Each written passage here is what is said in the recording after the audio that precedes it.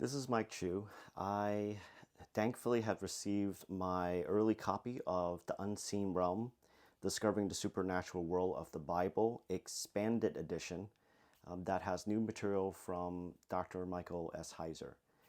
As many of you may know, Dr. Heiser had passed away a little over more than 2.5 years ago, approaching 3 years soon.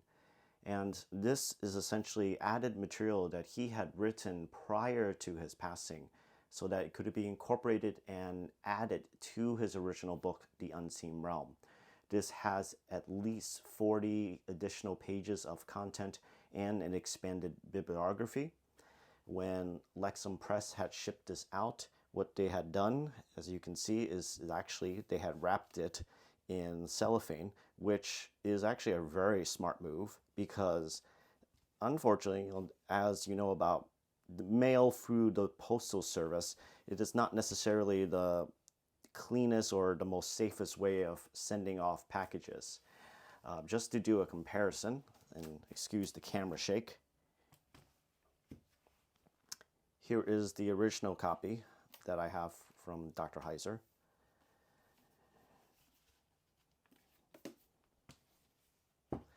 As you can see, the book's size is about the same. It is a little thicker, and it may actually be thicker more so once I take the cellophane shrink wrap off of it, mainly because it's probably compressing the pages within.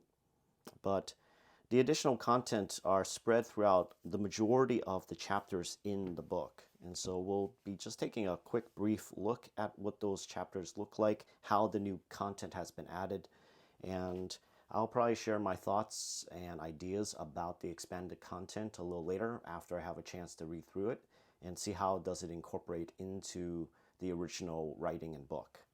So let's take a look and get it open. Now, since this is wrapped in cellophane, we'll be doing a little bit of a careful cutting because I don't want this to get damaged. This is going to be part of my own library at home, and it's one of those kind of things.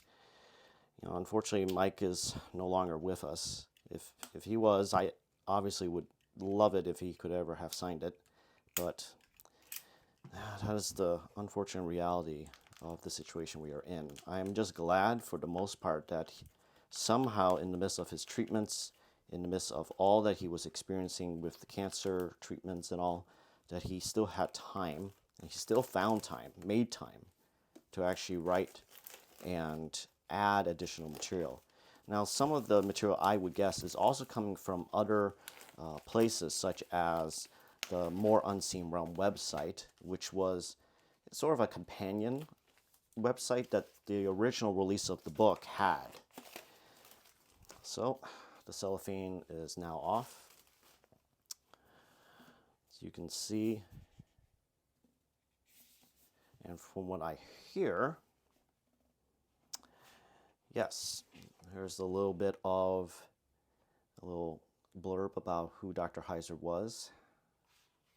And as you can see, there is actually this beautiful artwork. And his widow, Drina, actually displayed some of this on the live stream about the book. There's an imprint, I don't know if you can see it, of the artwork that they've incorporated into the book. There's this greenish, bluish foil that was used to highlight the title. And actually, it's the same on the back, which I guess is partly what was going on with the back cover here. You can see the imprint of the Hebrew, and this is the Hebrew text from Psalm 82. That's the word Elohim. Here is the artwork inside, and the original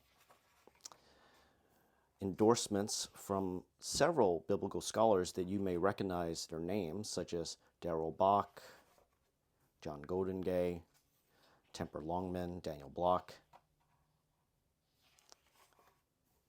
And so there it is. There are the table of contents. And here is what appears to be a new preface. Oh, actually it is the original preface. It's debuted in 2019, and it looks like it was written by Mike, 2019. So it looks like the working of adding or at least expanding the work of Unseen Realm already had begun around 2019 for him. He had talked about having material that would be set aside for an Unseen Realm 2, and so I'm not surprised, but it is interesting to know the context and timing. 2019 was around the time period when he had left Logos Bible Software and joined up with a church down in Jacksonville, Florida, to begin the Awakening School of Theology. And for those who may not know, I am now the current academic director of the Awakening School of Theology. Dr. Heiser had asked me to take over that role prior to his passing, when it became very clear that his progression of the disease was not going to stop. And so, yeah, that was something I had to think about and pray about for a little bit before giving an answer back to him and to Carla, the school president. So anyhow, here is the content in chapter 1, and this is where I think the expanded material is starting to show up. As you can see, there is this separate text that is here that is in its own separate box. My guess is they did not want to try to figure out how to incorporate Mike's new material into the original book without his feedback. And so it probably was a safer idea to have the new material that he had written up and set aside as sort of like a sidebar or a side box conversation. And my guess was the book was very popular, and it is still pretty popular amongst those who are interested in doing biblical scholarship, biblical studies, but it has also received feedback and even pushback from those who are unfamiliar with biblical studies, unfamiliar with how exegetes in particular would do biblical theology. This is a very different kind of discipline than the typical theology that we often hear about in church, which is normally under the moniker systematic theology or philosophical theology. And so what you have here is him giving a defense, for example, about why he doesn't necessarily think that the Old Testament needs to always be interpreted in a purely Christocentric lens. And when he's even talking about what is a Christocentric lens, he's talking about specifically a particular practice of Christocentric interpretation that, in a crude way, if I were to describe it, try to insert or put Jesus into the Old Testament in ways that the original writers and audience would never have understood in the first place. They did not know, for example, about the Trinity. They did not know about the Godhead and about how God exists as three distinct persons, yet they are coexisting, co-eternal. They would never have thought of that way.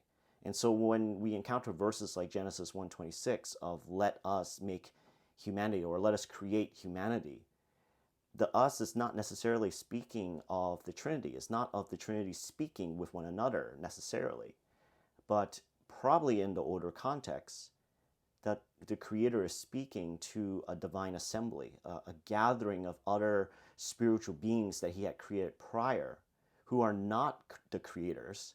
They did not, in the end, create humanity, because the next verse in 27 makes it clear only one singular God does the creating. But typically what we have done with Christocentric interpretation is we will insert the Trinity in there in our explanation to our churches and to our congregations and even to our students in the classroom. The reality, though, is that the context and time of the writer and audience, it would not have made sense to them to say us unless they were thinking of a different way of viewing that text. And so Mike here is giving a sort of a brief overview about his way of understanding Christocentric interpretation and how it does not necessarily contradict or push against the valuing of having Christ in the Old Testament because he did say that Moses and the prophets spoke of him. But the question is, how did they do that? Like, what was the methodology? Were there allusions? Were there hints, foreshadowings? Was he literally talking about every single word, or is he talking about the whole breadth and the interior and central message of what's going on in the Old Testament? So anyhow, that is to give a heads up for folks who are wondering, what is the new content? Apparently, a lot of the new content is set aside, as you can see here, in these separate boxes in the text. And so if folks are wondering and curious if this is worth their time for them to go and grab the expanded edition if they already have the original edition, I would recommend checking it out and at least getting the digital version from Logos. But I know there are some who love having a physical book, and this is definitely one of those times where I would say it probably would be worth also grabbing the physical book. Here we have also the other bit of news that they had mentioned, which was the expanded bibliography that Mike had actually referenced several times. So Dr. Heiser has said many, many times before in various ways that he never had an original thought. All the material and content that he brought up in this book and in his other following books like Angels and Demons was actually the result of reading through and studying the research and content of other scholars who have also been digging through the Old Testament and New Testament contexts. And so what we have here is actually a listing of all of the various authors, sources, papers that Dr. Heiser had consulted and used and studied before writing this book. And so this isn't something that Dr. Heiser was creating out of fancy or out of his own mind. This is the result of actually studying through the scholarship and the biblical material that has gone through the Old and New Testament context and language. And so I would highly recommend for those who are maybe uneasy with some of the ideas that Dr. Heiser is bringing up, he is not the only one. All that what he has simply had done in a very friendly way for the layperson is actually consolidate and teach the material that has been in the world of biblical scholarship, biblical studies in particular, for nearly, if not over, a century. And so this is not necessarily new material for those of us who have gone to seminary, who have gone to some sort of theological education center.